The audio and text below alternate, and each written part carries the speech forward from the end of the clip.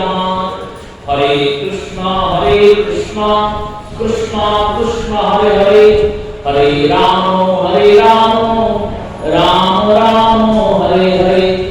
শ্রী গুরু প্রেমানন্দ সীতারাম নিতাই গৌর হরি বল।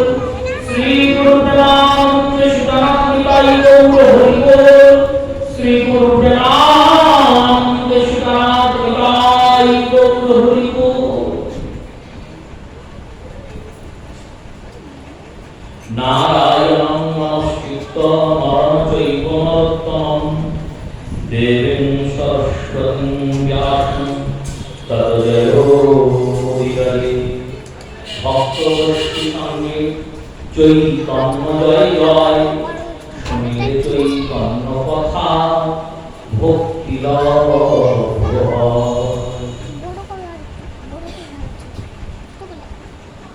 শ্রী শ্রী গৌরবৃন্দ,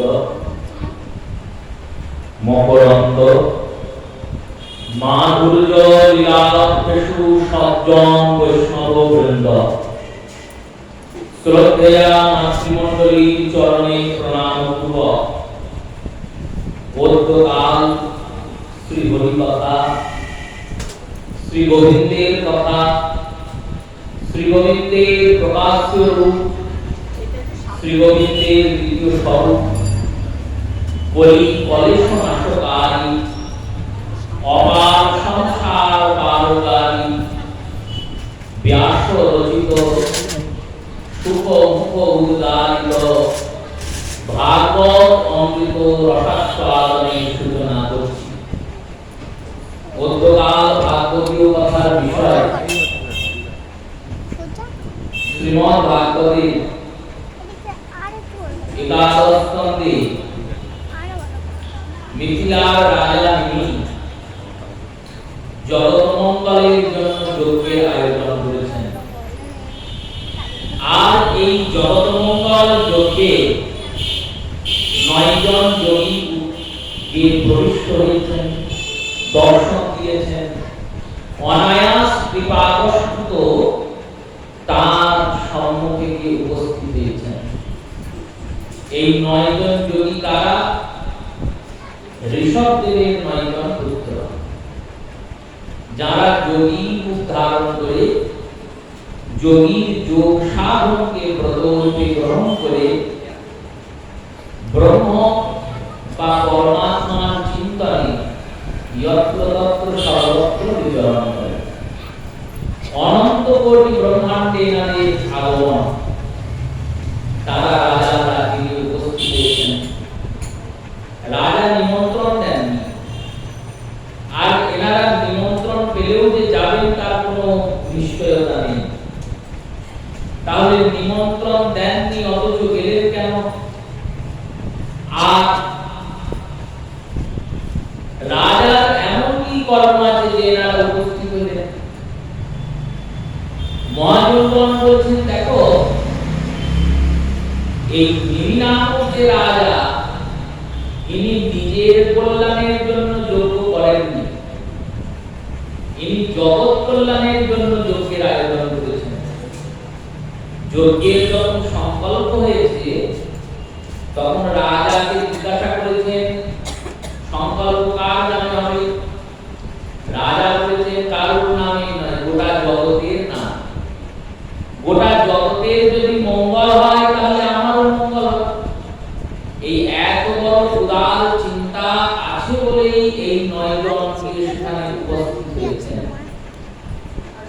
আর যখন এই 9 জন উপস্থিত হয়েছেন তখন রাজন তাদের পাত্র অর্ঘ আসন দিয়ে পূজা করেছেন, বসতে আসন দিয়েছেন। বহু ভাগ্যের ফলে বৈষ্ণব আসিয়া মেলে, কলহ বৈষ্ণবের সম্ভার। শ্রীমদ্ ভাগবতে সুখদেব বললেন, দুর্লভম মানুষোত্তম তদো দুর্লভোশ্চ ভারতবর্ষে তদ্যাস্ত দুর্লভ উত্তম শ্লোক ভজনা দুর্লভায়স্য তৎপ্রিয় দর্শনা। বললেন, দেখো এই মনুষ্য শরীরটা পাওয়া অতি দুর্লভ। কারণ আমাদের এই অনন্ত কোটি ব্রহ্মাণ্ডে 84 লক্ষ জমি আছে। কীট পতঙ্গ বৃক্ষ লতা তৃণগুল্ম কতবার কতজনের জন্ম হচ্ছে, কতবার কতজন মরছে, সেকেন্ডে সেকেন্ডে, মিলি সেকেন্ড, মাইক্রো সেকেন্ডে কতজন জন্মাচ্ছে আর কতজন মরে যাচ্ছে।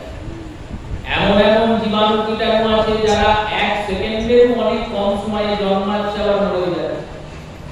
এই রূপে অনন্ত কোটি 84 লক্ষ যে জন্ম যোনি, 84 লক্ষ প্রকারের দেহ, তার মধ্যে মনুষ্য দেহ হচ্ছে সব থেকে দুর্লভ।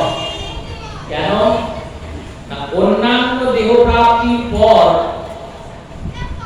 তুমি যে দেহের দ্বারা কর্মগুলি করবে আর কর্মগুলি ভোগ করবে, সেইগুলি করার পরে যে তুমি কি দেহ পাবে সেটা তুমি ঠিক করতে পারবে না। তুমি কুকুর হয়ে জন্মিয়েছ, কুকুর হওয়ার পরে তুমি বিড়াল হবে না শুয়োর হবে তোমার হাতে নেই। কিন্তু মানুষ শরীরটা এমন, এই দেহটাকে তুমি ঠিক করতে পারবে যে পরে আবার আমি মানুষ হয়ে জন্মাবো কিনা। কি করে ঠিক করবো? মনুষ্য শরীর পেয়ে যদি তুমি কৃষ্ণ ভজন করো, দৃষ্টান্ত দিচ্ছেন মহাজনগণ, বললেন কাউকে কোন বড় উচ্চ পদস্থ কর্মচারীকে সরকার একটা বড় চেয়ারে বসিয়েছেন। এইবার তিনি বসার পর যদি সেই কাজ ঠিকঠাক না করেন, তাহলে তাকে চেয়ার হারাতে হবে, তার দণ্ড হবে, তাকে সাসপেন্ড করা হবে। তেমনি ভগবান 84 লক্ষ জনি ভুগতে ভুগতে আমাদের এই মনুষ্য শরীররূপী চেয়ারটা দিলেন। শরীরটা তো আর আমি নই। আমরা সবার প্রথমে ভুল চিন্তা করি এটাই যে শরীরটাই আমি। কিন্তু শরীরটা যদি আমি হই, তাহলে যখন শরীরটা ছেড়ে আত্মা বেরিয়ে চলে যায়, তখন শরীরটাকে তো যত্ন করে রাখলেই হয়। বলল না, শরীরটা আমি নই। শরীরের ভিতরে যে চিন্ময় তত্ত্বটা বাস করছে সেটাই আমি। সেই আমিটা কেমন না ওই পরমাত্মার অংশ, ভগবানের অংশ। আর ওই ভগবানের অংশ বলেই এই আত্মার এত শক্তি। এর জন্ম নাই, মৃত্যু নাই। নৈবং জন্মন্তি শস্ত্রাণি নৈবং দহতি পাবক ন চৈনং ক্রোধয়ন্তপে ন শোষয়তি মারুত। এর জন্ম মৃত্যু কিছু নাই, অনাদি। যেমন ভগবানের জন্ম মৃত্যু নাই, তেমনি ভগবানের অংশ, অংশীর গুণ তো থাকবেই। গঙ্গার যেমন গুণ কি হলো, গঙ্গায় স্নান করলেই পবিত্র হয়। গঙ্গায় স্নান করলে যেমন পবিত্র হয়, কেউ 1 ঘটি গঙ্গার জল নিয়ে এসেছেন বাড়িতে, সেই 1 ঘটি জল নিয়ে এসেছেন, সেই 1 ঘটি গঙ্গার জল স্পর্শ করলে কি আপনি পবিত্র হবেন না? বললেন না, গঙ্গায় স্নান করলেও পবিত্র হবে, আর ওই 1 ঘটি গঙ্গার জলে একটুখানি স্পর্শ করলেও পবিত্র হবে। এটা শাস্ত্রের বিধান। এখানে আপনার যদি মন ফুটফুট করে, আপনি যদি ভাবেন না না বাবা গঙ্গায় স্পর্শ করে পবিত্র হলাম না, যাই দিয়ে চান করে আসি, তাহলে আপনি অপরাধ করলেন। কারণ শাস্ত্র বিধান লঙ্ঘন হয়ে যাবে। শাস্ত্রের বিধান লঙ্ঘন মানে ভগবানের বিধান লঙ্ঘন। তাই চিন্তন করে কর্ম করতে হবে। ওই গঙ্গার পবিত্রতা যেমন ঘটির মধ্যে পরিলক্ষিত হচ্ছে, তেমনি পরমাত্মা যেমন অনাদি, আত্মাও অনাদি। পরমাত্মা যেমন অনন্ত, আত্মাও অনন্ত। ভগবান কৃষ্ণের যেমন জন্ম মৃত্যু নাই, আমার জন্ম নাই, মৃত্যু নাই। আমি এসেছি কর্মফল ভোগ করতে। যদি আমার জন্ম মৃত্যু না থাকে আর কৃষ্ণের জন্ম মৃত্যু নাই, তাহলে কৃষ্ণ আর আমি তো এক হয়ে গেলাম।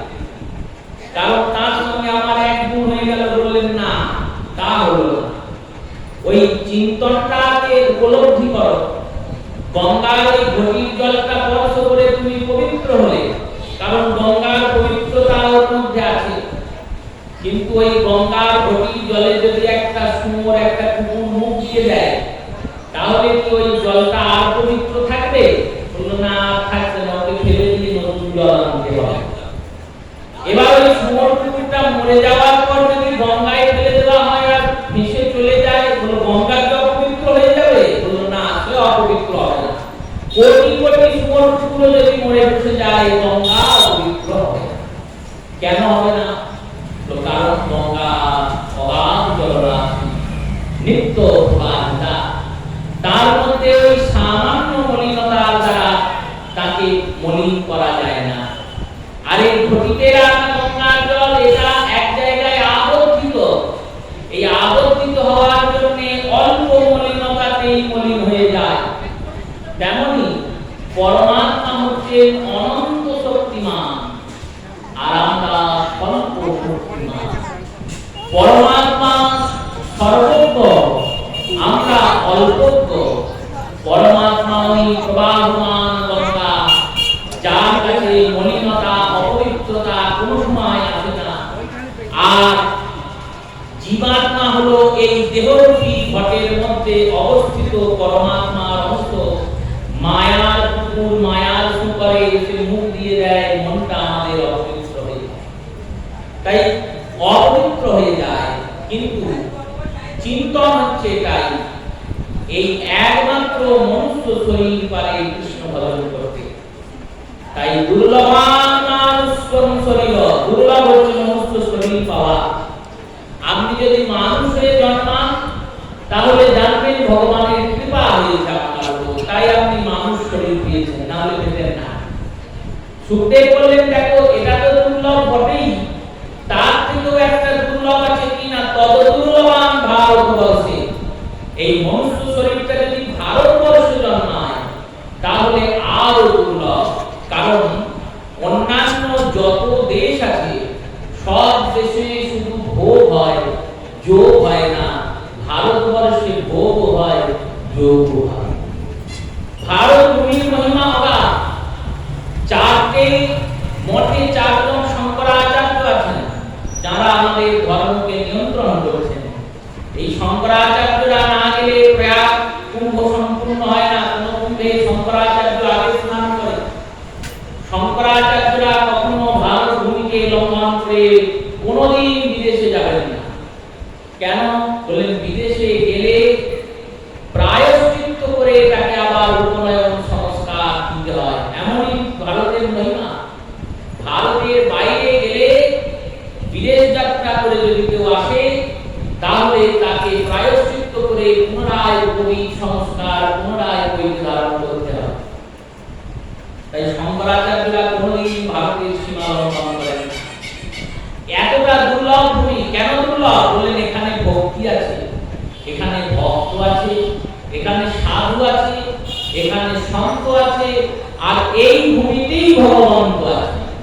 ভগবানের জন্ম ভারত ভূমির বাইরে হয় না। গোটা পৃথিবীতে অনেক দেশ থাকতে পারে, সব দেশে মানুষ জন্মায়, কিন্তু কোন দেশে ভগবান জন্মায়। স্বামীজিকে একবার জিজ্ঞাসা করেছিলেন শিকাগো সম্মেলনে এক সাংবাদিক, আপনাদের দেশের মাটিতে কি আছে বলুন তো, যে ভারতেই বারবার ভগবানের অবতার হয়, কখনো রাম রূপে, কখনো কৃষ্ণ রূপে, কখনো গৌর রূপে, কখনো নরহরি নরসিংহ রূপে, কখনো বরাহ রূপে, যে অবতার বলুন না কেন, ভারতই হয়, ভারতের বাইরে হয় না। আবার যখন সতীর 51টা খণ্ড ছিদ্র হয়ে পড়ল, সেই 51টা খণ্ড অখণ্ড ভারতই করেছে। এখন যে যে খণ্ডগুলো অন্যান্য দেশে আছে, বাংলাদেশে, পাকিস্তানে, আফগানিস্তানে, শ্রীলঙ্কায়, মায়ানমার, ব্রহ্মদেশে, এগুলো সব কিন্তু ভারত ভূমিরই অন্তর্গত অংশ। এই দেশটা এমন কি আছে? স্বামীজি একটা সুন্দর উত্তর দিয়েছিলেন। দার্শনিক তো, দার্শনিকের উত্তর দিলেন, বললেন, আপনাদের দেশে তো উড়োজাহাজ খুব ওড়ে, প্লেন, এরোপ্লেন খুব ওড়ে আকাশ। হ্যাঁ ওড়ে। এরোপ্লেন আকাশ জুড়ে উঠতে পারে, কিন্তু যেখানে সেখানে কি নামতে পারবে? বলল না, যেখানে সেখানে নামতে পারবে না। ওর নির্দিষ্ট যে বিমানবন্দর, সেই বিমানবন্দরই নাম নামতে হবে, কারণ ওখানে ওর ব্যবস্থা করা আছে। ও নামবে কোথায়? ও উঠবে আকাশে, কিন্তু নামার জন্য বিমানবন্দর চাই। তেমনি একমাত্র ভগবানকে ধারণ করার মতো ভক্তিমন্ত মায়ের জন্ম ভারতে হয়, তাই সেই মায়েদের গর্ভেই ভগবান জন্মায়। ওই মায়েরা কোনো দেশে জন্মায় না। তাই বিশুদ্ধ চারি ভক্তিমন্ত মা যারা, তাদের গর্ভ থেকেই কখনো ভগবান রাম রূপে, কখনো কৃষ্ণ রূপে, কখনো গৌর রূপে অবতরণ করে। দুর্লভান মনুষ্য দেহ পদ দুর্লভান ভারতবর্ষে, দুর্লভ মনুষ্য শরীর, তার থেকেও দুর্লভ ভারতবর্ষে মনুষ্য শরীর পাওয়া, তার থেকেও দুর্লভ ভগবানের ভজন করা। ভগবানের ভক্তি যারা করছেন তারা মনুষ্য স্তর থেকে উন্নত হয়ে গেছে। মানুষ হয়ে আমরা জন্মিয়েছি, কিন্তু জন্মালেও তো মানুষ হইনি। শিক্ষার দ্বারা, বিদ্যার দ্বারা, হৃদয়ে উদারতা, মহানতা, সরলতা, এই সমস্ত মহৎ গুণগুলিকে অনুসরণ করে, চিন্তন করে তবে কি আমরা মানুষ হতে পারি। আর মানুষ হলেও ভক্ত তো হইনি। যখন ভগবান কৃপা করেন, যখন সাধু বৈষ্ণবরা কৃপা করে, তখন সেই মানুষ ভক্ত হয়ে যায়। তাই ভক্ত হওয়া আর দুর্লভ। ভগবানের ভজন করা, ভগবানকে দর্শন পাওয়া, ভগবানকে দর্শন পাওয়া আর দুর্লভ। মানুষের শরীর দুর্লভ, তার থেকে দুর্লভ ভারতে জন্ম, তার থেকে দুর্লভ ভগবানকে দর্শন পাওয়া। তদ দুর্লভ উত্তম শ্লোক ভক্ত দর্শনা, তার থেকে দুর্লভ হলো ভগবানের কোন ভক্তের দর্শন পাওয়া। ভগবানের দর্শন পাওয়ার থেকেও এই কারণে মহাপ্রভু বলেছেন, বহু ভাগ্যের ফলে বৈষ্ণব আসিয়া মেলে, গর্ভ বৈষ্ণবের সম্ভার। মানুষের বাড়িতে মানুষ যাবে, আত্মীয়ের বাড়িতে আত্মীয় যাবে, অতিথি প্রত্যেকের বাড়িতেই যাবে, গমনাগমন করবে, আনন্দ উৎসবাদি হবে। সেই উৎসবাদিতে সবাই যাবে, সবাই খাবে, মহানন্দে মহা আনন্দ উঠবে, উৎসব শেষ হয়ে যাবে, চলে যাবে। কিন্তু সবার বাড়িতে সাধু গুরু বৈষ্ণবরা যান না। যার বাড়িতে যান তিনি অতি ভাগ্যবান, তাই তার বাড়িতে তাদের পদধূলি পড়ে। আর যে বাড়িতে সাধু গুরু বৈষ্ণবের পদধূলি পড়ে না, গৌতমের স্মৃতি বলেছেন, সেই বাড়িটা শ্মশানের সমান। যত বড় লোক আসুক, সাধুর পদধূলি না করলে গৃহ পবিত্র হয় না। মহাপ্রভু এই কারণে বলেছেন, এই অধিবাসের পদে মহাজনগণ এটাই দিয়েছেন, বৈষ্ণব বন্দনাই অধিবাসের পদ। অধিবাসের পদে মহাপ্রভু বলেছেন, যে গায়, যে বাজায়, আমন্ত্রণ করিতায়, ধরিয়া পৃথক পৃথক জনে জনে। দেখো, ভগবানের উৎসব করতে গেলে ভগবান যাদের ভালোবাসেন তাদের ডাকতে হয়। তুমি যাকে ভালোবাসো তাদের থেকে ভগবানের উৎসব হবে না। তুমি ভালোবাসতেই পারো, রাজাকে, মন্ত্রীকে, সন্ত্রীকে ভালোবাসতে পারো, তাদের কাছ থেকে তুমি হয়তো কিছু পাবে, বা তোমার তাদের ভালো লাগে তাই তাদের ডেকেছ, তাদের ডাকো, ক্ষতি নাই। কিন্তু উৎসবটা যদি আনন্দ আনতে চাও, তাহলে ভগবান যাদের ভালোবাসেন সেই ভক্তদের আগে ডাকো। যে গায় তাকে ডাকো, যে বাজায়, যারা বাদন করে তাদের ডাকো। আমন্ত্রণ করিতাই, ধরিয়া পৃথক জনে জনে। আলাদা আলাদা করে নিমন্ত্রণ করে তাদের আমন্ত্রণ করো। কেন না, বহু ভাগ্যে ফলে বৈষ্ণব আসিয়া মিলে বড় বৈষ্ণবের সম্মান। সেই বৈষ্ণবের সম্মান করো, পাদ্য অর্ধ চরণ করে দাও, আসন দাও বসতে। তারা এসে বসলেন, তারা এসে বসলেই হবে। আনহ বৈষ্ণবগণ, শুনহ বৈষ্ণবগণ, করিয়ে নিবেদন, মুই বড় অধম দুরাচার। কেন এনারা এলে আমাদের উপর কৃপা হবে? বললেন, দেখুন, একটা জায়গায় 1 লক্ষ লোক আছে, আর ওই 1 লক্ষ লোকের হাত আর পা বাঁধা আছে। এবার হাত পা বাঁধা 1 লক্ষ লোক, কেউ কি কাউকে তুলতে পারবে? বহু কষ্ট হবে, কারণ সবারই হাত পা বাঁধা, কে কাকে তুলবে? আমারও হাত পা বাঁধা,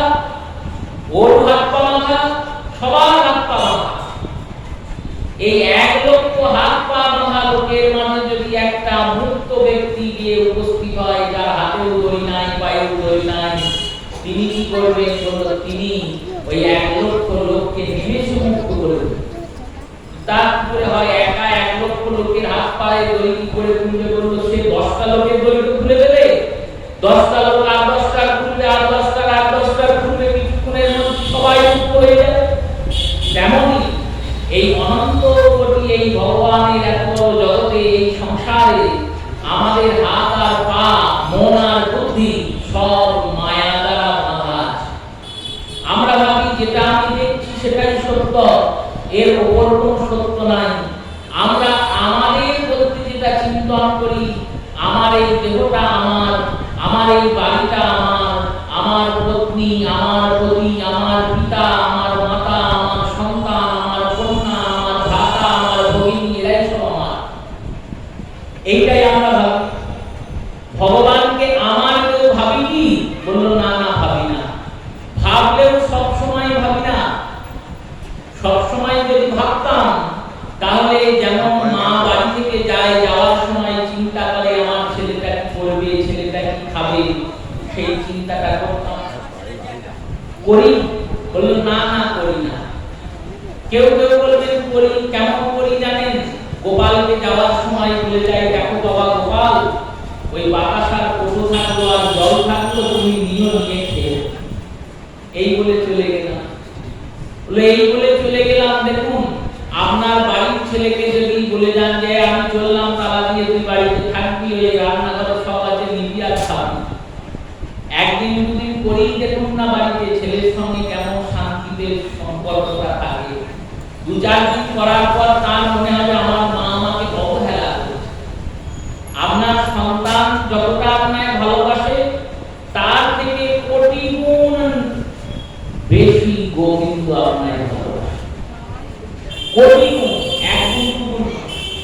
কারণ আপনার সন্তান আপনার কথা সব সময় ভাবে না, কিন্তু গোবিন্দ আপনার কথা সব সময় ভাবে।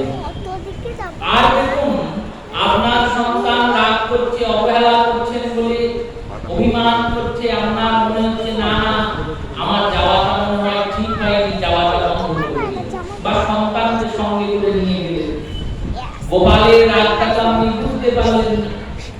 গোবিন্দ রাগ করলেও গোবিন্দের কাছে যখন ভক্ত গিয়ে বলে প্রভু আমার তো কিছু করার নাই, আমায় যেতেই হবে, ভগবান তখন বলেন বেশ তুমি যাও, আমি আমারটা ব্যবস্থা করে দেব। এই কারণে তিনি ভগবান, তার হৃদয়টা করুণার সাগর দিয়ে তৈরি। সামান্য করুণার বিন্দু নেই, তিনি করুণার সিন্ধু। হে কৃষ্ণ করুণা সিন্ধু, করুণার সিন্ধু তিনি। তার হৃদয়ে, তার নয়নে, তার দৃষ্টিতে শুধু কৃপা করুণা ছাড়া আর কিছু নেই। সেই কৃপা করুণাধারী গোবিন্দ আমাদের জগতে পাঠিয়েছিলেন তার ভজন করার জন্য। আমরা জগতে সে মায়া আর মোহে বন্ধিত হয়ে গেছি, বন্ধিত হয়ে ভাবছি এরাই আমার আপনজন, কিন্তু এরা কেউ আপন নয়। যতক্ষণ শ্বাস আছে ততক্ষণ এরা আপন। শ্বাস চলে যাওয়ার পরে আর কোনো দায়িত্ব নেই তাদের। শ্বাস চলে যাওয়ার পরে একজনেরই দায়িত্ব, সেটি হচ্ছেন গোবিন্দ, যিনি আমার ইহকাল পরকালের প্রতি, সেই ইহপরকালের প্রতি চিন্তা আমরা করছি না, আমরা মায়াতে আবদ্ধ হয়ে পড়ে আছি। ভগবান বললেন যখন এরা নিজেদের কোনো মুক্তির প্রচেষ্টা করছে না, তখন একটা কাজ করতে পারি, আমার ভক্ত তো নিত্যমুক্ত, তাকে এদের মাঝে পাঠিয়ে দিতে পারি। তাকে পাঠিয়ে দিলে কি হবে? বলল তিনি 10টা লোককেও মুক্ত করবেন। 10টা লোক যদি মুক্ত হয়, 10টা লোক আর 10টা লোককে মুক্ত করবে। 10টা লোক যদি কৃষ্ণ ভক্ত হয়, আর 10টা কৃষ্ণ ভক্ত তৈরি করবে। এইভাবে গোটা জগৎটা একদিন কৃষ্ণ ভক্তিতে ভরে যাবে। তাই বলছেন মু বড় অধম দুরাচার, ঠাকুর বৈষ্ণবগণ করিয়ে নিবেদন, মুই বড় অধম দুরাচার। বৈষ্ণবগণকে নিবেদন করছেন নরোত্তম, বলছেন হে ঠাকুর বৈষ্ণবগণ, আমি অধম, ভালো কিছু আমার মধ্যে নাই, আর সদাচারীও নয়, দুরাচার। কারণ কৃষ্ণ ভজন ছাড়া যে আচারই আপনি করুন সে নিয়ে সেই আপনাকে ওখানেই যাবে, কেউ ঘুরিয়ে নিয়ে যাবে আর কেউ ফিরিয়ে নিয়ে যাবে। কৃষ্ণচরণ বাদ দিয়ে আপনি যাই করবেন না কেন, কৃষ্ণ ভজন বাদ দিয়ে যাই করুন না কেন, আপনি মায়ার বিপাকেই পড়বেন, পড়তেই হবে। বলেন বৈষ্ণবগণকে নিবেদন করছেন, কেন করছেন? বলেন কারণ একটা বিশ্বাস আছে, বল আছে। ভগবানের হৃদয় করুণার সাগর, সেই করুণার সাগর ভগবানের হৃদয়ে তবুও বিচার আসতে পারে যে একে আমি কৃপা করব কি করব না, কিন্তু ভগবানের ভক্তদের হৃদয়ে সেই বিচারটুকু আসে না। তাদের যেই আশ্রয় করে তারাই উদ্ধার পায়, আর আশ্রয়হীন যুক্ত হলে উদ্ধার তো সে পাবেই। তাই ঠাকুর বৈষ্ণবগণ বলিয়ে নিবেদন, মুই বড় অধম রাজা, মজিয়া সংসার সুখে দিবানিশি হিয়া মিশে, কেশ ধরি করো মরে পা। আমি তো কৃষ্ণ ভজব না, জোর করে আমাকে নিয়ে গিয়ে কৃষ্ণ ভজন করা। সেই বৈষ্ণবজনদের আগমন হয়েছে বিরাজার রাজ্যে। তিনি প্রত্যেককে পাদ্য অর্ঘ্য দিয়ে পূজা করেছেন, প্রত্যেক যোগীকে একটি একটি করে প্রশ্ন করেছেন। গুরুদেব যখন বাড়িতে আসেন তখন গুরুদেবকে চরণ ধৌত করে দেওয়ার পর, আসনে বসানোর পর শ্রী গুরুদেবের কাছে ভজন বিষয়ক কিছু জানতে হয়, কিছু জিজ্ঞাসা করতে হয়। মহৎগণদের কাছে গেলে নিজের ভজনের চিন্তন বিষয়ে কিছু জ্ঞাপন করতে হয়। যেটা জানি সেটা নতুন করে জানতে হয়, যেটা জানি না সেটা নতুন করে প্রাপ্তি করতে হয়। এটাই গুরু সেবা, এটাই সাধু সেবা। সাধুদেরকে তুমি কৃষ্ণের বিষয়ে জিজ্ঞাসা করলে তারা বলতে আনন্দ পান, তোমাকে শোনাতে আনন্দ পান। গেলাম কোন গুরুদেব শিষ্যের বাড়ি, আর শিষ্য বলতে শুরু করলেন, বাবা এবছর ধান ভালো হয়নি, আলু ভালো হয়নি। এইসব কথা গুরু শিষ্যের কথা নয়, কারণ এইসব কথা বলার বহু লোক আছে জগতে। এইসব কথা পরমার্থিক জগতের কথা নয়, সম্পর্কটা তো পরমার্থিক।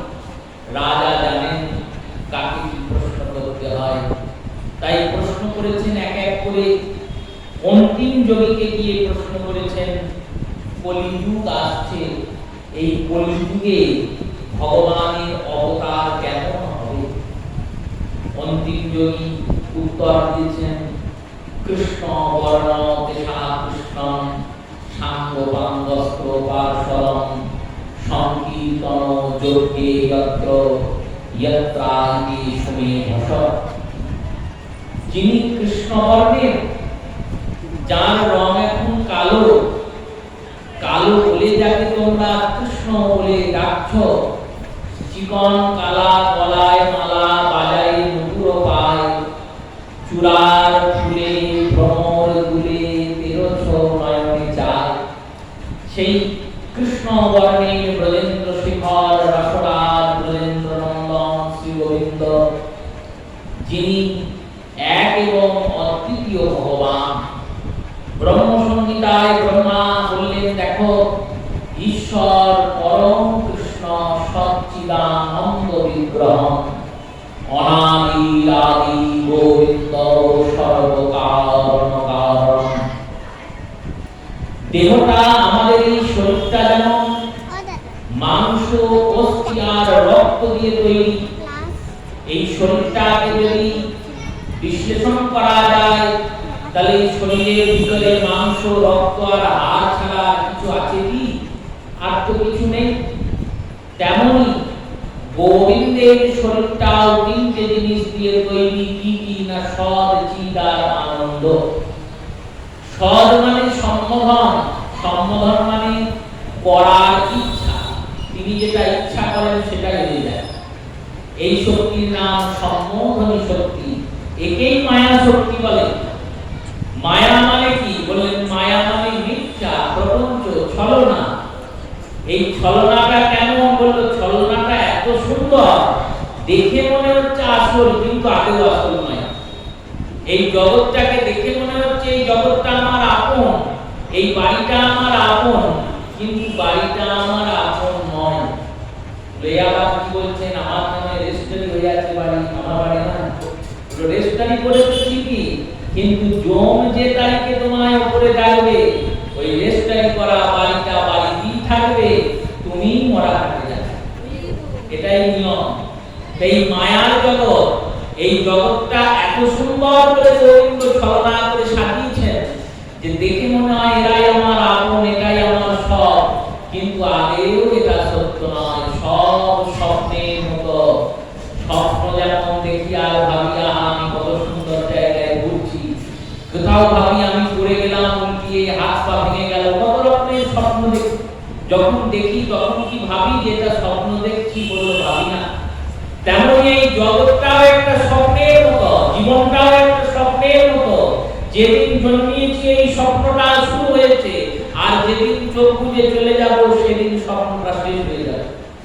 এটা অনেকটা বড় স্বপ্ন। এই মায়া শক্তি ভগবানের মধ্যে আছে বলে ভগবান বললেন সব। চিত মানে বললেন মায়া কখনো চেতনা যুক্ত নয়, মায়াতে চেতনা প্রবেশ করা যায়। এই চেতনা শক্তি ভগবানের মধ্যে আছে বলে ভগবান বললেন চিত। এই সদার চিত নিয়ে গোটা জগৎ তৈরি হয়েছে। আনন্দটা ভগবান কাউকে দেননি, ওটা নিজের কাছে রেখে দিয়েছেন। সচ্চিদ আনন্দ নিয়ে ভগবান, ওই আনন্দ পাওয়ার জন্য আমাদের ছোটাছুটি, দৌড়া দৌড়ি, এত পরিশ্রম, এত গরম। আনন্দটা পাবো কি করে? বললেন তোমার জল পিপাসা লেগেছে, যদি জল পিপাসা পায়, যেমন জল খেয়েই ওই পিপাসা নিবারণ হবে, ঘৃতপান করে, দুধ পান করে হয়তো পেট ভরবে, কিন্তু জল পানের তৃপ্তি তুমি পাবে না। তেমনি আনন্দ পেতে গেলে গোবিন্দের চরণেই যেতে হবে, তবেই আনন্দ হবে, নচেত পাবে না। কোথাও দেওয়া যেতে পারে না। চেষ্টা করে রেখে দিতে পারো, জগতে এখানে আনন্দ পাবো, ওখানে আনন্দ পাবো, এই বলে তুমি এখানে ওখানে ছোটাছুটি করতে পারো, ছুটেই তুমি মরবে, আনন্দ পাবে। ভগবানের মধ্যে আনন্দ আছে। ব্রহ্মা বললেন নিতাই ভগবান ঈশ্বর পরম কৃষ্ণ সচ্চিদানন্দ বিগ্রহ। এই বিগ্রহটা কেমন? সচ্চিদানন্দ বিগ্রহ, অনাদি আদি গোবিন্দ, সর্বকাল কারণ, সমস্ত কারণের কারণ। সেই কৃষ্ণচন্দ্র তিনি কলিযুগে যাবে। কেমন ভাবে যাবে? কৃষ্ণ বর্ণ তেষা কৃষ্ণ, তিনি অকৃষ্ণ হয়ে যাবে।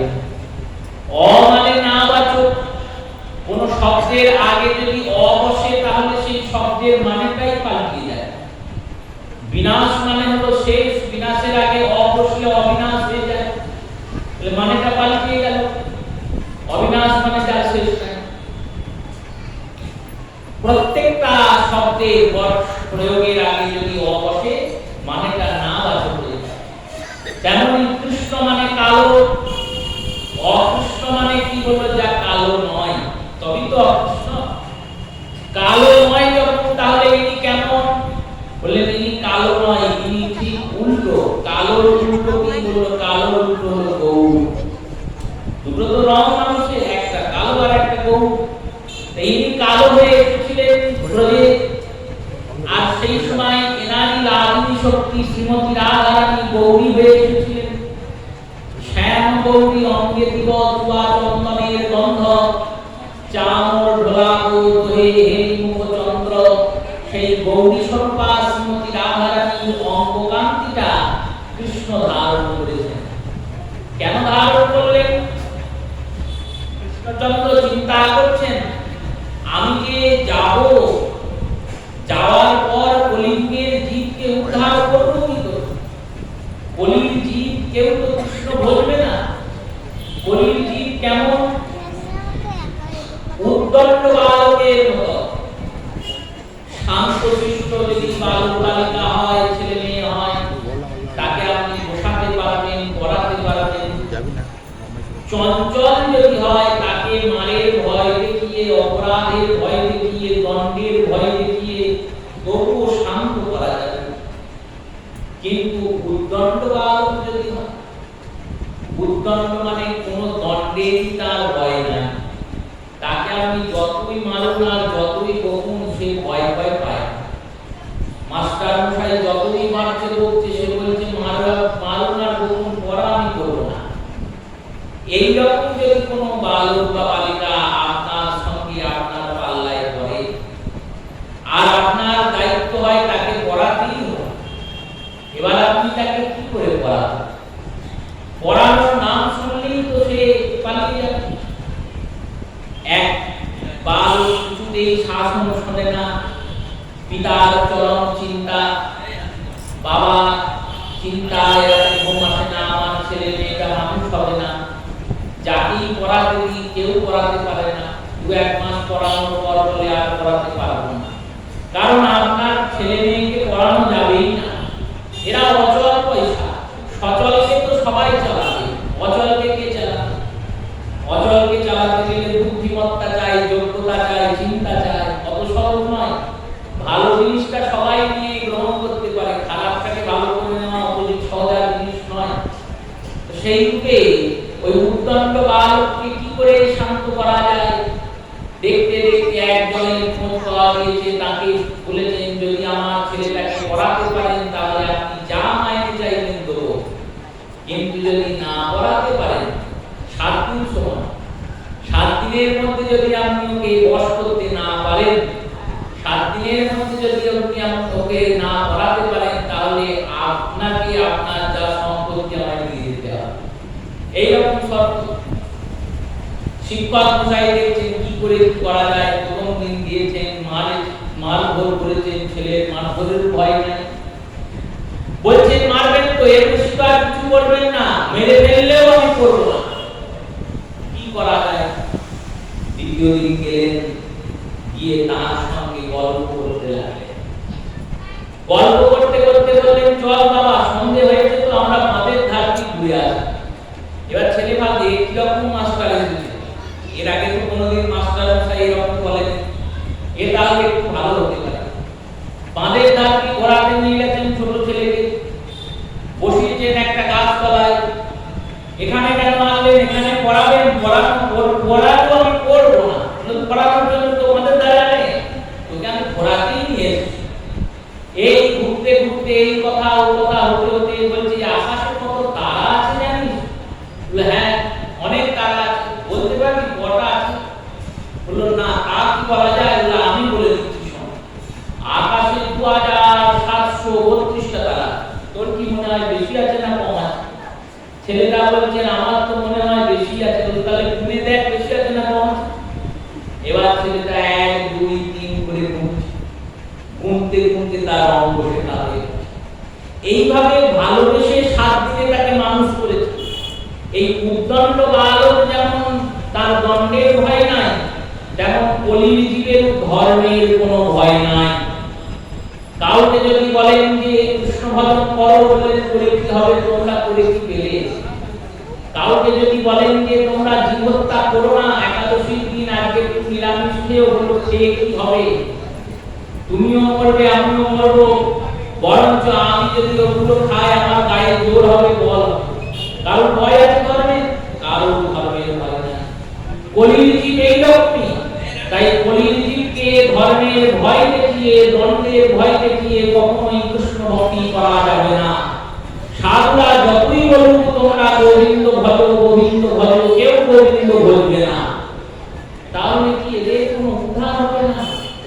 ভগবান কৃষ্ণচন্দ্র চিন্তা করলেন উদ্ধার হবে। কি করে হবে? আমি ভক্ত হয়ে যাব। এদেরকে জোর করে বলে কোনো লাভ হবে না যে তোমরা কৃষ্ণ ভক্ত। এদেরকে মারধর করে লাভ হবে না, যদি কৃষ্ণ না ভজো তাহলে আমি তোমাদের প্রহার করব, তোমাদের উপর শাস্তি বিধান করব। এতেও এরা কৃষ্ণ ভজবে না। তাহলে ভজবে কি করে? এদের হাতে পায়ে ধরে কেঁদে কেঁদে আমি কৃষ্ণ নাম শোনাবো আর বলবো যদি তোমরা কৃষ্ণ না বলো তাহলে কাঁদতে কাঁদতে আমি মরে যাব। আমি মরে যাচ্ছি দেখে তো কেউ কৃষ্ণ বলবে, ওটাকে তাকেও যদি কৃষ্ণ বলে তাও জীবের উদ্ধার হবে। এই ভক্ত হওয়ার জন্য ভক্ত হব কি করে হব, কি শেখাবে আমায় ভক্ত হতে? ভক্ত বলা জানেন, কিন্তু ভক্ত কি ভগবান কি ভক্ত হতে পারবেন? ভগবান চিন্তন করছেন আমি কি করে ভক্ত হব? ভক্ত হতে গেলে কার মতো ভক্ত হব চিন্তা করছেন বসে বসে। ধ্রুব প্রহ্লাদের মতো ভক্ত, ভক্তের তো অনেক ভাগ আছে। ধ্রুব প্রহ্লাদ এনারা শান্ত রসের ভক্ত, ভগবানের শরণাগতি নিয়ে দিনরাত চিন্তন করেছেন আমরা ভগবানের শরণাগত। শরণাগত মানে জীবনে যে সুখটা আসছে সেটাও ভগবান দিচ্ছেন, জীবনে যে দুঃখটা আসছে সেটাও ভগবান দিচ্ছেন।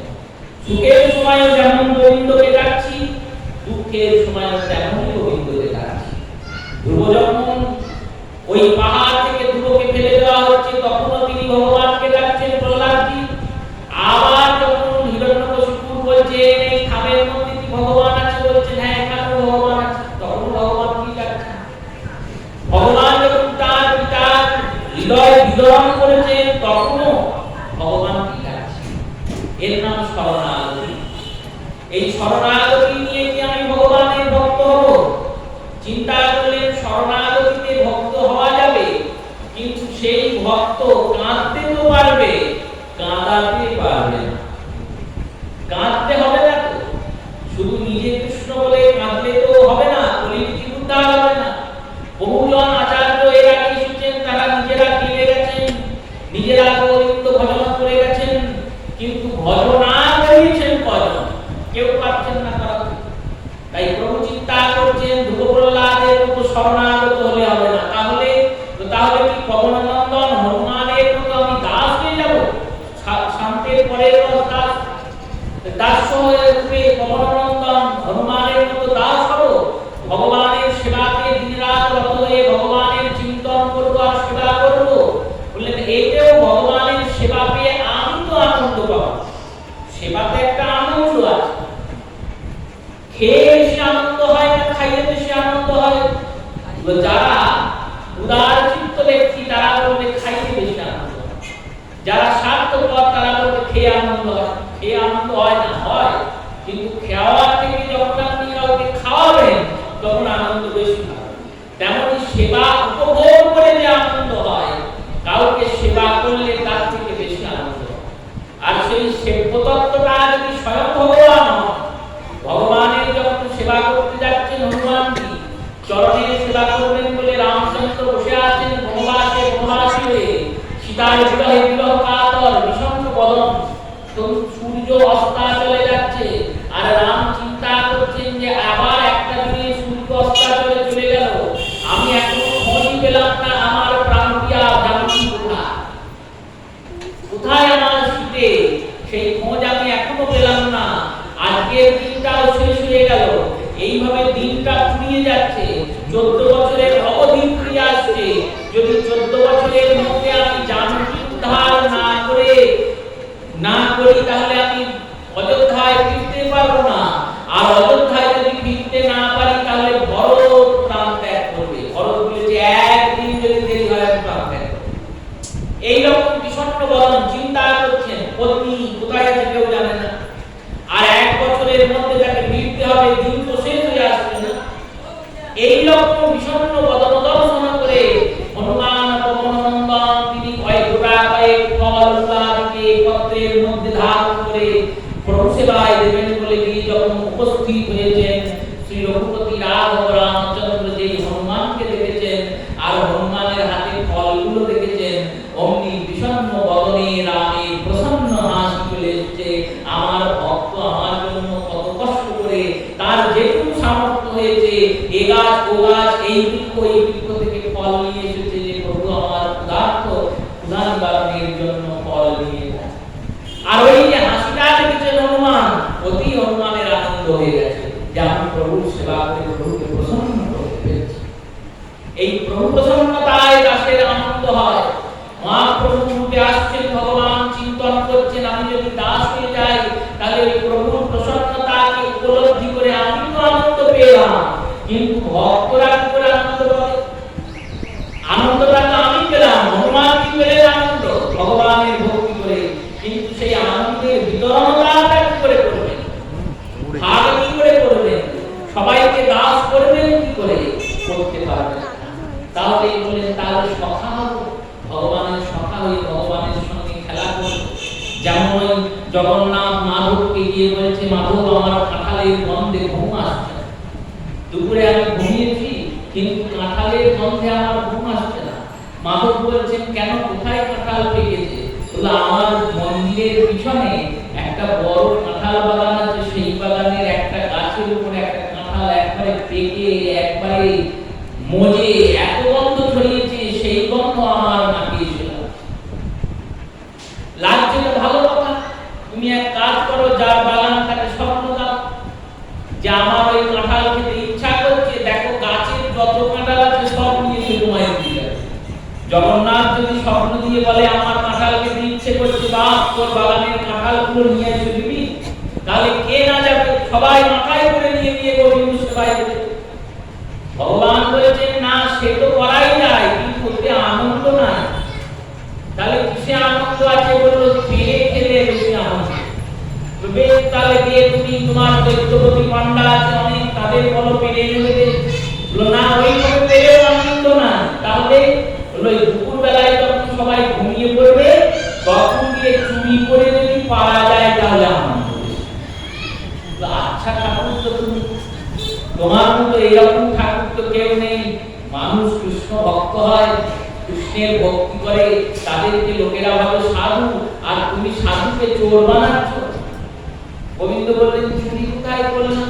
চুরি নয়, লোকের বাগানে যাবে, গিয়ে কাঁঠাল পারবে, তাকে না বলে চুরি নয়। বললেন না না, চুরি নয়, এটাকে বলে চোরের উপর বাদ করা।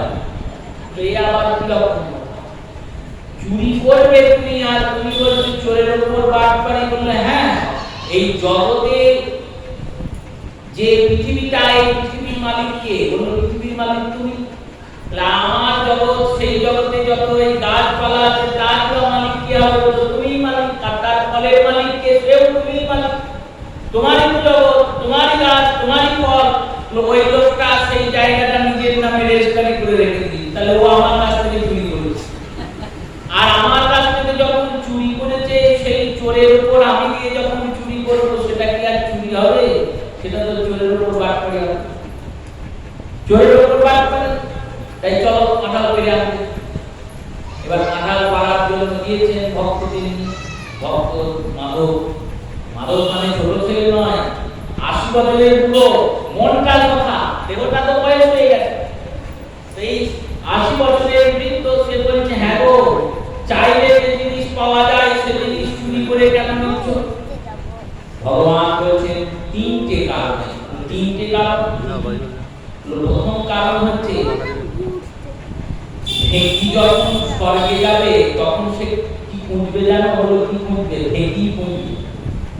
কেন? বলো তার কাজ হচ্ছে ধান ভাঙা, সে ধান ভাঙবে। যার যেটা স্বভাব, সেই স্বভাবটা সে পাল্টাতে পারে না। তা আমার স্বভাব হচ্ছে চুরি করা। আমি কত বড় চোর জানো? কত বড় চোর? গোকুলে প্রসিদ্ধ নবনীত চোরম, গোপিকানাং দুকুল চোরম, বহু জন্ম জিত পাপ চোরম, বন্দে কৃষ্ণম চোরনাম অগ্রগণ্য। বিল্লমঙ্গল ঠাকুর বলছেন তুমি গোকুলে প্রসিদ্ধ। প্রসিদ্ধ মানে বিখ্যাত। বিখ্যাত কি বলে? নবনীত চোর, ধনী চোর বলে। আর গোপিকানাং দুকুল চোরম, গোপিকাদের বস্ত্র চুরি করেছো। বহু জন্মের অর্জিত পাপ তুমি চুরি করো। একবার কৃষ্ণ যেই বললেন আপনি, অমনি আপনার বহু বহু জন্মের পাপ ভগবান চুরি করে নিলেন। চুরিকে সংস্কৃতে হরণ বলে, আর এই হরণ যিনি করেন তিনি হরি। তাই আমার স্বভাব চুরি করা, জন্ম জন্মের স্বভাব। এই জন্ম জন্মের স্বভাব যে চুরি করা, সেই স্বভাবটা আমি পাল্টাবো কি করে? তাই চুরি আমায় করতেই হবে। দ্বিতীয় কারণ কি?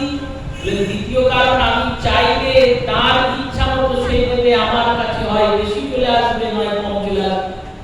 হয়তো আমার খিদে বেশি, সে অল্প দিয়ে চেপে পড়লো। আর না হলে হয়তো সে উদার বেশি আর আমার খিদে কম, বেশি দিয়ে দিয়েছে, তখন নষ্ট হবে। চুরি করলে আমার যতটা লাগবে ততটা হবে। আর তৃতীয় কারণ কি বললেন, যে খেলে আনন্দ হয়, চুরি করে খেলে একটা ভয়ের মধ্যে আনন্দের দুর্গা, এই বুঝি ধরা পড়লাম, এই বুঝি ধরা পড়লাম।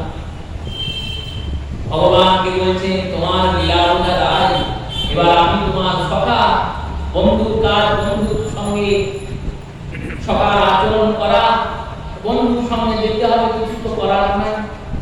দিয়েছেন ওই বুড়োটাকে, ৮০ বছরের বুড়ো মাধব দাস, তাকে বলেছেন বুড়ো যে তুমি চেষ্টা, তুমি কাঁঠাল খাবে, আমি কেন উপরে উঠবো? বলছে আমি কি করে উপরে, আমাকে তো আমার হাত পাই নেই, উঠবো কি করে, দেখতে পাচ্ছি না। ৭ বছরের ছোট বালককে কৃষ্ণ বলেছেন এই ৭ বছরের ছোট ছেলেকে তুই তুলবি, তোর এত বড়, তোর মায়া মমতা নাই, বড় করে উঠেছেন। আর একটু উপরে, তার উপরে বলছেন একবারে শীর্ষ ডালে একটা উঁচু ডালে কাঁঠাল আছে, কাঁঠালটা পেয়ে ওই কাঁঠালটাই পার। এবার মাধব চিন্তা করছে, হাত লাগাচ্ছে, হাত পৌঁছাচ্ছে না, বলছে প্রভু হাত যাচ্ছে না। বলে হাত যাচ্ছে না তো কি হয়েছে, হাতের থেকে পা বেশি লম্বা, তুই পায়ে করে লাথি মার, পায়ে করে লাথি মার, ওই কাঁঠালটা আমি ধরবো। দেখুন ভক্ত পায়ে করে ফলে লাথি মারছে না, সেই ফল গোবিন্দ খাবেন বলে তলায় দাঁড়িয়ে আছে। সখা এতগুলো দিল, এই সখার আনন্দটা দাসের থেকে অনেক বেশি, কিন্তু সেই আনন্দ তো সবাইকে সে দিতে পারলো না, সে নিজে পেল, সবাইকে খাওয়াতে পারলো না। ভগবান চিন্তা করলেন তাহলে আমি বাৎসল্য রসে যাব, চিন্তন করলেন সেখানেই বা যাই করে, আমি তো গোটা জগতেরই পিতা, বাৎসল্য আছে বলেই তো আমি কলির জীবের চিন্তা করছি, না আমি কি দায় আছে আমার চিন্তা করা। আমরা যদি কৃষ্ণ নাম করি, কৃষ্ণের কিছু যায় আসে না, যদি নাও করে তাতেও যায় আসবে না, যদি করে তাতেও কিছু যায় আসে না। নাম করলে আমরা মুক্তি পাবো, কৃষ্ণের প্রসাদ পেলে আমরা ভক্তি পাবো, কৃষ্ণ কথা শুনলে আমরা শান্তি পাবো। ভগবানের কোনো কিছুই যায় আসে না, তুমি করলেও তুমি না করলেও তুমি গোবিন্দের নাম করো, না করবে না, করবে না, করলে করলে, না করলে না করলে, ভগবানের কিছুতে যায় আসে না। তাহলে ভগবান এত প্রেরণা দেন কেন? বললো এই মা যেমন প্রেরণা দেয়, ছেলে মেয়ে না করলেও মা বলে পর বাবা, পর বাবা, বারবার বলে। কেন বলে? লোক মমতার জন্য বলে, মায়ের মনে মমতা, এই মমতা, এই স্নেহটা এলো থেকে ওই ভগবানের মন থেকেই মায়ের মনে এসেছে, ভগবানের মন থেকেই মায়ের মনে এসেছে। কর্তব্য দায়িত্ব পিতার মনে এলো থেকে, ভগবানের মন থেকেই পিতার মনে কর্তব্য আর দায়িত্ব এসেছে। চিন্তন করলেন বাৎসল্যতার দ্বারাও জীবকে কৃষ্ণ প্রেম দেওয়া যাবে না, তাহলে কোন প্রেমে, কোন রসে গেলে পাওয়া যাবে সর্বোচ্চ রস, মাধুর্য রস। কবিতারা কৃষ্ণকে ভালোবেসেছেন। এই জগতেও তো অনেকে অনেককে ভালোবাসে, ভালোবাসে, সেই ভালোবাসার পরিণতি আর কবিতার ভালোবাসার পরিণতি কি এক? কবিতারা দেহ ধর্ম, লোক ধর্ম, কুল ধর্ম, মর্ম সব ছেড়ে তারা কৃষ্ণ বলেছে। পরীক্ষিত প্রশ্ন করেছেন, ভগবান তো জগতে ধর্ম সংস্থাপন করতে আসে, ধর্মকে সংস্থাপন করতে ভগবানের আগমন হয়। ভগবান আসেন জগতে সাধুদের পরিত্রাণ করতে, ভগবান জগতে আসেন সাধুদের রক্ষা করতে, এই সব কাজ ভগবান করতে আসেন। কিন্তু কবিরা যে গোবিন্দকে নিজের প্রতি চিন্তন করছেন, আর যেমন প্রেমিকা প্রেমিকে পাওয়ার জন্য ছুটে যান, তেমনি তারাও ছুটে চলেছেন। এটা কি ঠিকঠাক ভক্তি হচ্ছে? সুদেব বললেন, দেখো তুমি যদি বিষ জেনে খাও তাহলেও তুমি মরবে, আর যদি বিষ না জেনে খাও তাহলেও তুমি মরবে। গোপিকারা যেমন প্রেমিকা প্রেমিকের পেছনে ছুটে সেরকম ছুটছে ঠিকই, কিন্তু যারা ছুটছে তারা ভক্ত, আর যার পেছনে ছুটছে তিনি স্বয়ং ভগবান। ভগবানের কে পাওয়াটাই তো আমার উদ্দেশ্য। যেন তেন প্রকারে যে কোনো উপায়ে গোবিন্দকে পেতেই হবে। এই পাওয়ার জন্য গোপিকারা ছুটেছেন কৃষ্ণকে পাওয়ার জন্য। আর পাওয়ার জন্য ছুটে কৃষ্ণকে প্রাপ্তি করার পর কৃষ্ণ যখন মথুরায় চলে গেছেন, কৃষ্ণ ছেড়ে দিয়ে চলে গেছেন মথুরায়। 100 বছর ধরে গোপীরা কাঁদছেন, মনে মনে ভাবছেন কাল বুঝি আমার প্রাণনাথ ফিরে আসবে। আমাদেরকেও অনেকে ছেড়ে চলে যান, আমরা তাদের জন্য কদিন কাঁদি? 1 দিন, 2 দিন, 10 দিন, 1 বছর, 2 বছর, 10 বছর? গোপীরা প্রতিদিন কাঁদছে। উদ্ধব এসেছেন, বলছেন তোমরা কি মথুরা চেনো না? যদি না চেনো তাহলে আমি নিয়ে যাই। গোপীরা বলেছেন আমরা সব চিনি, আমরা যেতেও সামর্থ্যবান, যেতেও পারি, কিন্তু যাব না। কেন? যেতে পারো, চেনো, যাবে না কেন? গেলেই তো হয়। দেখো, তিনি আমাদের কথা দিয়ে গেছেন, বলে গেছেন তোমরা এখানে থাকো, আমি যাব, আমি আসবো। আমাদেরকে রসিদ দিয়ে গেছেন। আমরা বসে বসে কৃষ্ণ বলে কাঁদতে কাঁদতে মরে যাব, তবু কৃষ্ণের কাছে যাব না, কৃষ্ণকেই আমাদের কাছে আসবে। এটাই হলো ভক্তের ভক্তি। এই ভক্তি থেকে উদ্ধব কেঁদেছেন। ভগবান চিন্তা করলেন উদ্ধবের মতো পাষাণ হৃদয় যদি গোপী প্রেমে বলতে পারে, তাহলে এই গোপী প্রেমই কলিযুগ উদ্ধার হবে। কলিযুগকে উদ্ধার করার জন্য গোপী প্রেম চাই। আর গোপীদের এই প্রেমের লতা, প্রেমের উৎস, প্রেমের মূল শিকড় হলেন শ্রীমতী রাধারানী। তাই রাধারানীর ভাবকান্তি ধরে রাধারানীর হৃদয়ে লুকিয়ে কৃষ্ণ আজ অকৃষ্ণ রূপে গৌর রূপে কলিতে প্রকট হয়েছেন। কৃষ্ণ বর্ণ বিশা কৃষ্ণম সাঙ্গপাঙ্গস্তরাতবম, সাঙ্গপাঙ্গ নিয়ে এসেছেন। আর সংকীর্তন যজ্ঞে এই গভীর প্রেমটা পাওয়ার জন্য একটা যজ্ঞের বিধান করেছেন। কলিতে অন্য কোনো যজ্ঞ নেই, করলেও কোনো ফল নেই, কারণ যজ্ঞের ফল সর্বতাদর্শী যজ্ঞ কিছু দিতে পারে না। কলির একটাই যজ্ঞ, হরিনাম সংকীর্তন যজ্ঞ। আজ শুভ পত্নী একাদশী, পুরুষোত্তম মাস চলছে। প্রত্যেক 2.5 বছর অন্তর পুরুষোত্তম মাসের আগমন হয়। আমাদের চন্দ্রের মাসের গণনা 27 দিনে, আর পক্ষের গণনা অনুযায়ী 2 পক্ষ 30 দিনে হয়। প্রত্যেক মাসে 3 দিন ব্যবধান থাকে। এই 3 দিন ব্যবধান যাতে অধিক বৃদ্ধি না হয়, অন্য ধর্মের ব্যবস্থা নেই। একমাত্র সনাতন জ্যোতিষ অনুযায়ী এই ধর্মের মধ্যে এই ব্যবস্থা। অন্য ধর্মে দেখবেন সব এগুতে এগুতে আসছে, এগুতে এগুতে একবার চলে যাবে চৈত্র মাসে, একবার চলে যাবে বৈশাখ মাসে। আমাদের যদি এই অধিমাস ব্যবস্থা না থাকে, তাহলে দুর্গা পুজো এই বছর আশ্বিনে হলো, পরের বছর আবার ভাদ্রে হবে, তারপরের বছর আষাঢ়ে হবে, শ্রাবণে হবে, একবার এইভাবে আস্তে আস্তে বৈশাখে চলে আসবে দুর্গা পুজো। কিন্তু আসে কি? আসে না। ওই আশ্বিন আর কার্তিকের মাঝেই দুর্গা পুজো থাকবে। কেন? বলে 2.5 বছর অন্তর অধিমাস আসে বলে। এই গোটা মাসটা জ্যৈষ্ঠ মাস চলছে ক্যালেন্ডার অনুযায়ী, কিন্তু তিথি অনুযায়ী জ্যৈষ্ঠ মাস নয়, এটা অধিমাস, পুরুষোত্তম মাস। এই পুরুষোত্তম মাসে ভগবান বললেন দেখো, 1 বছরে যদি তুমি কৃষ্ণ ভজন না করতে পারো, 2 বছরে কৃষ্ণ ভজন না করতে পারো, এত তোমার ব্যস্ততা, তুমি গোবিন্দের নাম করতে পারো না, এই 2.5 বছর অন্তর একটা অধিমাস আসবে, তখন ওই অধিমাসে বেশি করে কৃষ্ণের নাম করো। ওই 2.5 বছরের পূর্ণ তুমি 1 মাসই পেয়ে যাবে। 1 মাসে যদি কেউ কৃষ্ণ নাম করে, 2.5 বছরের পূর্ণ 1 মাসে পাবে, পুরুষোত্তম মাস। তার মধ্যে আজকে পদ্মিনী একাদশী, পুরুষোত্তম মাসে 2টি একাদশী, দুটো একাদশী, 24 একাদশী, 12টি একাদশী। এটা 24 একাদশীর মধ্যে পড়ে।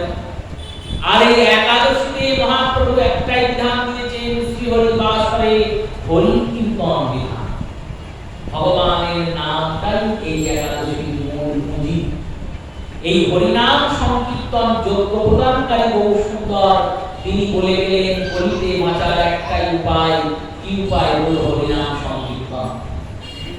অন্ধ ব্যক্তি সে দেখতে পায় না, রাস্তায় যায় বারবার হোঁচট খেয়ে পড়ে যায়, বারবার দুর্ঘটনার ভয় থাকে, কোথায় গিয়ে গাড়ি নিচে চাপা দিয়ে চলে যাবে।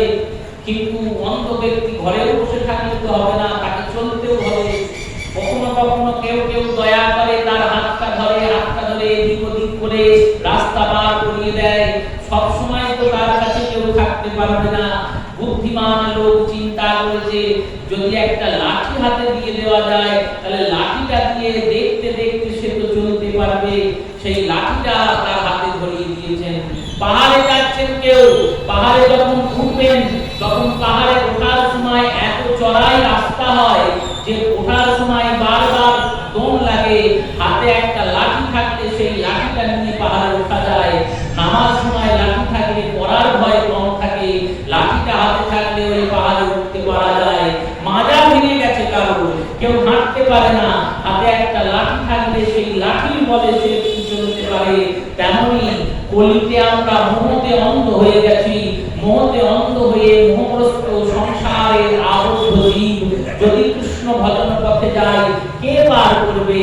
চিন্তা করবেন হয়তো গুরুদেব পার করবে। গুরুদেব তো ভজন করছেন, তিনি পার করবেন কি করে? তিনিও তো তার ভজনে চলছেন। তাই গুরুদেবের উপর ভরসা আছে ঠিকই, কিন্তু সব সময় গুরুদেব হাত ধরে পার করে দেবেন তা হবে না। মহাপ্রভু বললেন বেশ বেশ চিন্তার কিছু নেই, তোমরা তো মোহে অন্ধ, অন্ধের হাতে হরিনাম বিজস্বিটা আমি দিলাম, এই হরিনাম লাঠিটাকে ধরে তুমি আমার কাছে পৌঁছে যাবে। যেমন জগতের এখান থেকে ওই গোলকে যেতে গেলে সামান্য পাহাড়ে উঠতে গেলে লাঠি লাগে, জগতে থেকে গোলক থেকে গোলকে যাব এই এত উঁচুতে গোবিন্দ আছেন, উঠবো কি করে, যাবো কি করে? বললেন হরিনাম কি লাঠিটাকে ধরো, এই লাঠিটার উপর ভর দিয়ে দিয়ে তুমি ঠিক গোবিন্দ পৌঁছে যাবে। মোহতে মায়াতে সংসার তোমার মনটাকে ভেঙে চুরমার করে দিয়েছে। এই ভাঙা মনে কৃষ্ণ ভজনা হয় না। কৃষ্ণ বলে আমি কাঁদতে পারি না, কৃষ্ণ বলে ডাকতে পারি না, কৃষ্ণ বলে আনন্দে মাততে পারি না। বললেন পারো না তো কি হয়েছে? এই ভাঙা মনে আমি হরিনাম লাঠিটাকে দিলাম, তুমি হরিনাম আশ্রয় করো। দেখবে হরিনাম করতে করতে অনবর যদি তুমি কৃষ্ণ নাম করতে থাকো, সেই অনবর কৃষ্ণ নাম তোমায় ভক্তে পরিণত করবেই, ভক্তে পরিণত করবেই।